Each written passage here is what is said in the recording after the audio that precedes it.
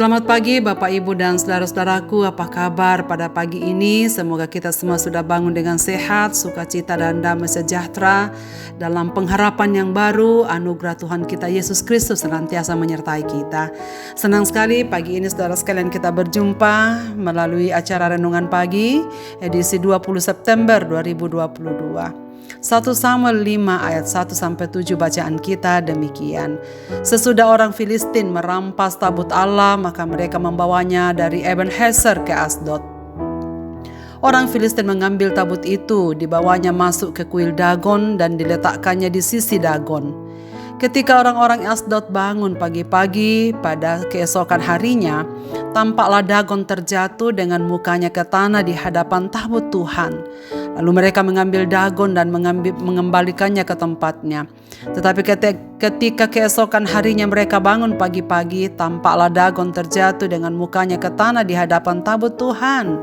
Tetapi kepala Dagon dan kedua belah tangannya terpenggal dan terpelanting ke ambang pintu. Hanya badan Dagon itu saja yang masih tinggal. Itulah sebabnya para imam Dagon dan semua orang yang masuk ke dalam kuil Dagon tidak menginjak ambang pintu rumah Dagon yang di Asdod sampai hari ini.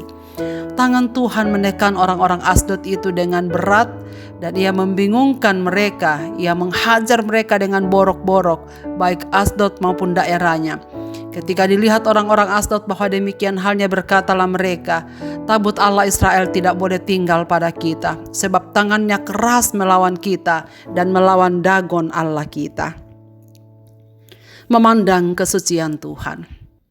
Saudara-saudaraku, perikop sebelumnya yang kita renungkan pagi kemarin memaparkan bagaimana Allah menghukum iman Eli dan anak-anaknya serta umat Israel melalui kekalahan mereka dalam peperangan melawan orang Filistin. Dan secara khusus lewat dirampasnya tabut Tuhan oleh musuh. Hukuman itu diberikan karena anak-anak Eli telah melanggar kesucian Allah, mengakibatkan semua Israel juga berdosa kepadanya. Dalam perikop pada pagi ini kita belajar bahwa kesucian Allah Yahweh bersifat universal. Dia bukan Allah hanya orang Israel saja, tetapi Allah bangsa-bangsa termasuk Filistin. Maka orang Filistin pun mendapatkan ganjarannya karena melanggar kesucian Allah. Mereka mengira bahwa Allah hanyalah satu-satunya dewa yang boleh disejajarkan dengan dewa-dewa mereka. Bahkan mereka mengira bahwa telah kalah dari dewa Dagon mereka. Terbukti dari kekalahan pasukan Israel dari orang Mesir, orang Filistin. Itulah sebabnya mereka menaruh tabut Allah yang bagi mereka seperti berhala Yahweh di kuil Dagon agar Yahweh melayani Dagon. Justru Yahweh menyatakan diri kepada bangsa itu bahwa Dia adalah satu-satunya Allah yang hidup dan yang layak disembah. Saudara sekalian, peristiwa yang luar biasa. Pagi-pagi kepala Dagon sujud di depan tabut Allah, lalu mereka mengembalikannya ke posisinya. Besoknya hal yang sama terjadi, bahkan lebih parah lagi. Sebab kepala, badan, tangan terpisah, bahkan tangannya terlempar sampai ke ambang pintu. Sementara kepalanya tertelungkup di depan tabut Tuhan. Saudara, bukankah ini mujizat? Bahwa Allah sedang berbicara kepada orang Filistin. Allah sedang menghajar dewa-dewa Filistin dan menghajar yang percaya pada berhala Dagon. Saudara, dalam bagian selanjutnya ketika tua-tua orang Filistin sepakat memindahkannya ke Gad, tangan Tuhan pun sama, sangat berat menekan orang-orang Gad dengan luka-luka borok mulai anak-anak sampai dewasa. Lalu mereka berkata, tabut Allah tidak boleh ada di sini di tengah-tengah kita, sebab tangannya terlalu keras melawan Dagon Allah kita. Lalu mereka memindahkannya ke Ekron, tapi penduduk Ekron pun menolak karena ketakutan. Saudara-saudaraku, peristiwa ini sangat menarik. Mengapakah mereka begitu takut dengan tabut Allah? Karena tabut Allah adalah simbol kehadiran Tuhan di tengah-tengah bangsa Israel. Kalau kita mengingat Keluaran pasal 25 ayat 22, di sana dituliskan, dan di sanalah aku akan bertemu dengan engkau, dan dari atas tutup perdamaian itu, dari antara kedua kerup yang di atas tabut hukum itu, aku akan berbicara dengan engkau tentang segala sesuatu yang akan kuperintahkan kepadamu untuk disampaikan kepada orang Israel. Saudara, apakah isi tabut itu? Tabut itu berisi 2 loh batu yang berisi 10 hukum, tongkat Harun yang muncul, tunas, berbunga dan bahkan berbuah, serta sebuah buli-buli emas berisi manna. Semua ini menunjukkan bagaimana Tuhan telah berbicara dan akan terus berbicara kepada umatnya dan juga menyertainya di sepanjang perjalanan hidup umat-umatnya. Itulah sebabnya tabut itu begitu sakral bagi umat Israel. Di mana ada tabut itu, disitulah Tuhan hadir. Peristiwa Dewa Dagon, sembahan Filistin, menunjukkan Allah Israel satu-satunya Allah yang hidup. Orang Filistin sebenarnya sudah sadar dan tahu bahwa Allah Israel lebih berkuasa daripada Dewa Dagon mereka. Mereka takut kalau Allah Israel ada di tengah mereka, karena Dagon tak dapat menolong mereka. Namun mereka menolak untuk percaya pada Allah Israel. Hal ini mengajarkan kita supaya makin gentar di hadapan Allah, saudara sekalian, yang sampai sekarang kekuasaannya tak berubah, tetap sama di atas umat-umat Tuhan di muka bumi ini. Dengan serius menghakimi umatnya yang menginjak-injak kesuciannya. Dan hal ini mengajarkan kepada kita supaya di zaman anugerah ini kita tidak boleh mengabaikan kesucian Allah, menyepelekan seriusnya dosa, dan menganggap penghakiman Allah sebagai gagasan yang sudah tak berlaku.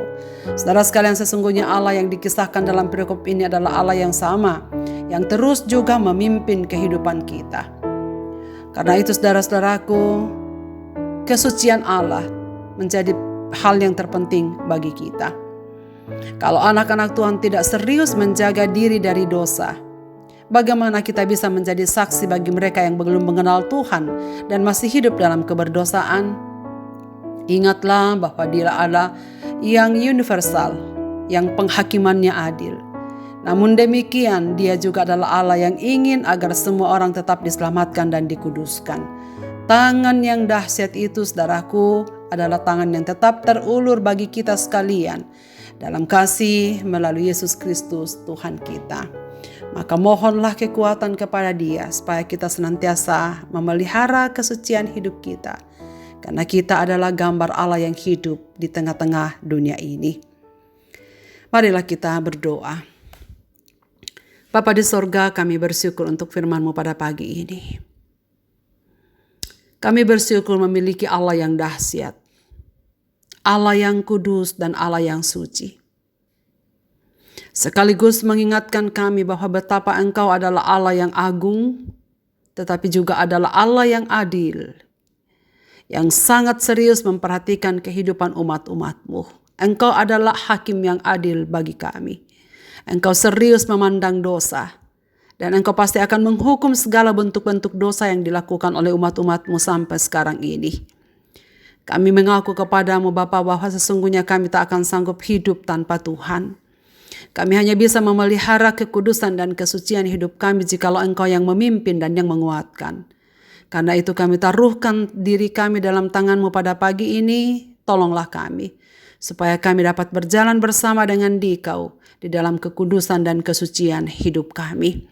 Kiranya Tuhan terus memberikan pengampunan yang baru bagi kami, supaya setiap hari kami semakin menjadi baru di hadapan Tuhan, agar kami dapat bersaksi dimanapun kami berada, agar orang-orang yang belum percaya kepada Allah Israel menjadi percaya bahwa sungguh Allah Israel adalah Allah yang kuat, Allah yang dapat menekan segala macam pelanggaran dan juga dewa-dewa sembahan di muka bumi ini, sehingga kami hanya percaya kepadamu dan hanya Dikaulah Tuhan dan Juru Selamat kami.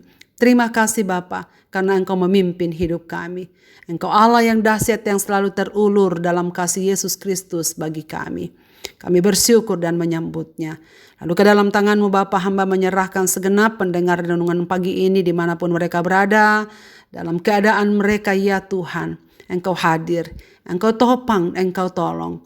Engkau tambahkan sukacita dalam kehidupan kami, supaya kami terus hidup mempermuliakan nama-Mu. Dengar doa kami ya Bapa, kami berseru dalam nama Yesus Kristus Tuhan dan Juru Selamat kami. Amin. Selamat beraktivitas Bapak, Ibu, dan saudara-saudaraku. Tuhan Yesus memberkati kita sekalian.